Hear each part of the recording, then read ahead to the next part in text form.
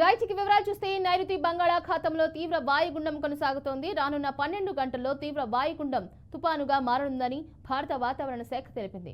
నాగపట్నంకు 320, పుదుచ్చేరికి 410, చెన్నైకు 490 కిలోమీటర్ల దూరంలో కేంద్రీకృతమైన వాయుగుండం ఉత్తర వాయువ్య దిశగా కదులుతూ తుపాన్గా బలపడే అవకాశం ఉందని ఐఎండీ పేర్కొంది. ఈ తుపాన్ శ్రీలంక తీరాన్ని తాకి తమిళనాడులోని కడలూరు జిల్లా పరంగిపేటై చెన్నై మధ్య తీరం దాటుతోందని అంచనా వేస్తోంది.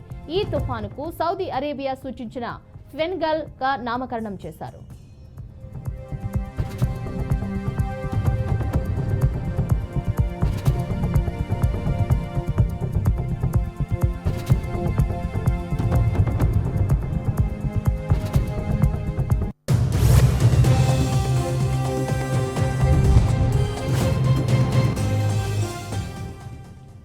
ఫెన్గల్ తుఫాను ప్రభావంతో ఈ రోజు నుంచి శనివారం వరకు కోస్తాంధ్రలోని శ్రీకాకుళం, విశాఖ జిల్లాల్లో భారీ నుంచి అతి భారీ వర్షాలు, రాయలసీమలోని నెల్లూరు, ప్రకాశం, తిరుపతి జిల్లాల్లో భారీ వర్షాలు కురుస్తాయని ఐఎండీ వెల్లడించింది. శుక్రవారం వరకు తుఫాను తీవ్రత కొనసాగుతోందని, శనివారం తీవ్ర వాయుగుండంగా బలహీనపడుతోందని పేర్కొంది. రాబోయే 3 రోజుల్లో కోస్తాంధ్ర తీరంలో గరిష్టంగా గంటకు 75 కిలోమీటర్ల వేగంతో గాలులు వీస్తాయని విశాఖలోని తుఫాను హెచ్చరికల కేంద్రం అధికారి జగన్నాథ్ కుమార్ పేర్కొన్నారు. ఈ నేపథ్యంలో మత్స్యకారులు శనివారం వరకు వేటకు వెళ్లరాదని హెచ్చరించారు. విశాఖపట్నం, గంగవరం, కాకినాడ, మచిలీపట్నం, నిజాంపట్నం, కృష్ణపట్నం పోర్టులకు 1వ నంబరు హెచ్చరికలు జారీ చేశారు.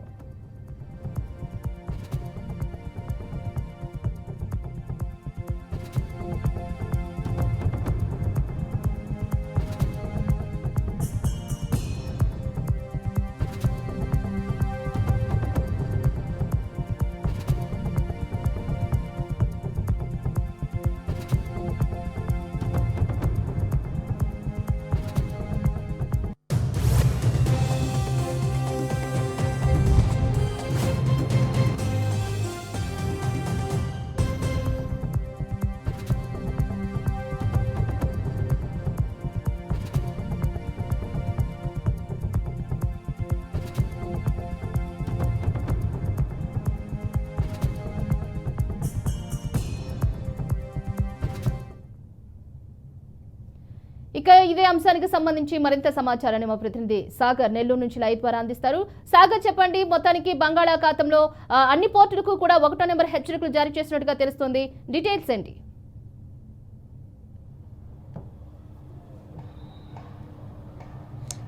రైట్ చందన, ఇప్పుడు బంగాళాఖాతంలో ఏర్పడిన వాయుగుండం తుఫానుగా మారేందుకు మరికొంత సమయం పట్టేటట్టుంది. ఎందుకంటే ముఖ్యంగా చూసుకుంటే ఈ తుఫాను ఈ వాయుగుండం చాలా వేగంగా కదులుతుందని మొదట వాతావరణ శాఖ అంచనా వేసింది. కానీ ఇది చాలా నిదానంగా కదలడం వల్ల మరో 12 గంటల పాటు తుఫానుగా మారేందుకు మరో 12 గంటల పాటు కూడా సమయం పడుతుందని చెప్పి వాతావరణ శాఖ ఇప్పుడే కొంచెంసేపటి క్రితమే తెలియజేసింది. దీన్ని ముఖ్యంగా చూసుకుంటే ఈ వాయుగుండం చెన్నైకి 490 కిలోమీటర్ల దూరంలో ఉంది. అలాగే ముఖ్యంగా చూసుకుంటే నెల్లూరుకు కూడా ఇంచుమించుగా 450 కిలోమీటర్ల నుంచి 500 కిలోమీటర్ల దూరంలో ఉంది.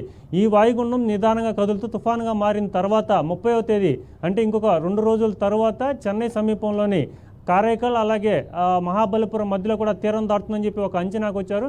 ప్రస్తుతానికైతే ఈ తుఫాను ప్రభావం అనేది ఉత్తర కోస్తా మీద అధికంగా ఉంటుంది. దక్షిణ కోస్తా జిల్లాలకు కూడా వర్ష ప్రభావం ఉంటుందని చెప్పి వాతావరణ శాఖ అంచనా వేసింది. కానీ ఈ ప్రభావంతో నెల్లూరు, ఇటు ఉమ్మడి నెల్లూరు కావచ్చు, అలాగే చిత్తూరు జిల్లాలో ఈ తుఫాను ప్రభావం చాలా తక్కువ కనిపిస్తుందని చెప్పవచ్చు. ఎందుకంటే ఇప్పటికైతే వర్షాలు ఏమీ లేవు, చాలా మామూలు సాధారణ వాతావరణ పరిస్థితుంది. కానీ ఈ తుఫానుకి ఒక పేరు కూడా పెట్టారు, ఫెంగల్ అని చెప్పి. సౌదీ అరేబియాకి సంబంధించిన దేశం ఈ తుఫానుకి ఫెంగల్ అని చెప్పి పేరు పెట్టింది. ఈ తుఫాను ప్రభావంతో చెన్నైలో అధికంగా వర్షపాతం అయితే నమోదవుతుంది. ఇప్పటికే చెన్నైకి సంబంధించి 8 నుంచి 10 జిల్లాల్లో ఒక ఆరెంజ్ అలర్ట్ జారీ చేశారు. విద్యా సంస్థలకు కూడా సెలవులు ప్రకటించారు. అలాగే ఆంధ్రప్రదేశ్లో చూసుకుంటే ముఖ్యమైన పోర్టులు కృష్ణపట్నం పోర్టు కావచ్చు, గంగవరం పోర్టు కావచ్చు, వైజాగ్ కావచ్చు, వీటన్నింటిలో కూడా 1వ నంబర్ ప్రమాద హెచ్చరిక జారీ చేశారు. అలాగే మత్స్యకారులు ఎవరు కూడా సముద్రంలో వేటకు వెళ్ళొద్దని, సముద్రం అల్లకల్లోలంగా ఉంటుందని చెప్పి మత్స్యకారులను కూడా ఎవరు వేటకు వెళ్ళొద్దని చెప్పి ఇప్పటికే ప్రభుత్వం ఆదేశాలు జారీ చేసింది. ఇదే క్రమంలో కూడా తుఫాను ఈ వాయుగుండం ఏదైతే ఉంది, ఈ వాయుగుండం ఉత్తర వాయువు దిశగా కదులుతూ ఉంది. ఈ ఉత్తర వాయువు దిశగా కదులుతూ మొదట శ్రీలంక తీరాన్ని తాకుతుంది. అనంతరం మహాబలిపురం వద్ద తీరాన్ని తాకే అవకాశం ఉంది. సో దీని ప్రభావం అయితే ప్రస్తుతానికి ఉమ్మడి నెల్లూరు జిల్లా, చిత్తూరు జిల్లా తక్కువగా ఉన్నా కూడా కానీ కొన్ని ప్రాంతాల్లో అక్కడక్కడ తేలికపాటి వర్షాలు అయితే పడుతున్నాయి. దీని ప్రభావం రాబోయే 48 గంటలు అధికంగా ఉండవచ్చని, దీని ప్రభావంతో గాలులు కూడా గంటకు 40 నుంచి 70 కిలోమీటర్ల వేగంతో గాలులు తోలవచ్చని ఐఎండీ అయితే హెచ్చరికలు జారీ చేసింది. దీని ప్రభావంతో అధికారులందరూ అప్రమత్తంగా ఉండాలని చెప్పి ఇప్పటికే ఇటు రైతులకు కావచ్చు, అటు ప్రజలకు కావచ్చు, అటు మత్స్య శాఖకు సంబంధించిన ప్రజలకు కావచ్చు, అందరికీ కూడా ఆదేశాలు చాలా క్లియర్గా అందించారు. ఎందుకంటే ఈ తుఫాను ఫెంగల్ అనేది సముద్రం నుంచి తీరం దగ్గరికి వచ్చే కొందే దీని ప్రభావం అధికంగా ఉంటుంది.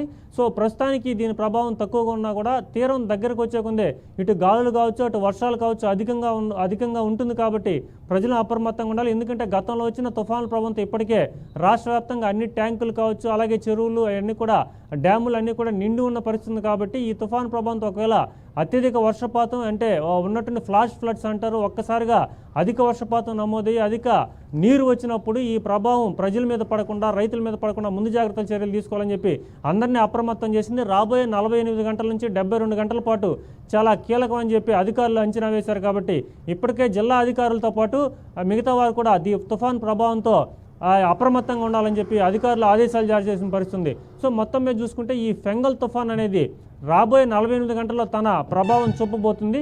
ఇప్పటికైతే ఈ నెల్లూరు ఈ ప్రదేశాలంతా కూల్గా ఉన్నా కూడా రాబోయే 48 గంటల్లోనే ఈ ప్రభావం అధికంగా ఉండబోతుందని చెప్పి అధికారులు అయితే అంచనా వేస్తున్నారు. Srichandana. Okay right, thank you so much Sagar.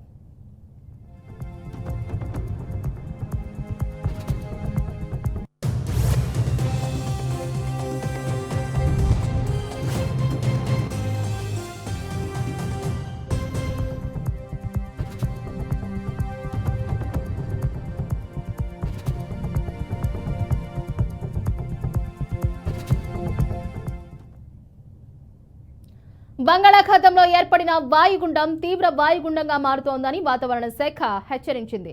దీంతో తమిళనాడులో వర్షం దంచుకొడుతోంది. కడలూరు, మైలడదూరు, తిరువార్లో కుండపోత వర్షం కురుస్తోంది. వరద నీటితో నాగపట్నం జిల్లాలోని పలు ప్రాంతాలు నీట మునిగాయి. ఈరోజు చెన్నైతో 12 తీర ప్రాంతాలకు ఆరెంజ్, ఎల్లో అలర్టును వాతావరణ శాఖ జారీ చేసింది. మరోవైపు పుదుచ్చేరిలోని కారైకలాల్ రోడ్లో రెడ్ అలర్ట్ జారీ చేశారు. మత్స్యకారులు వేటకు వెళ్లొద్దని అధికారులు హెచ్చరించారు.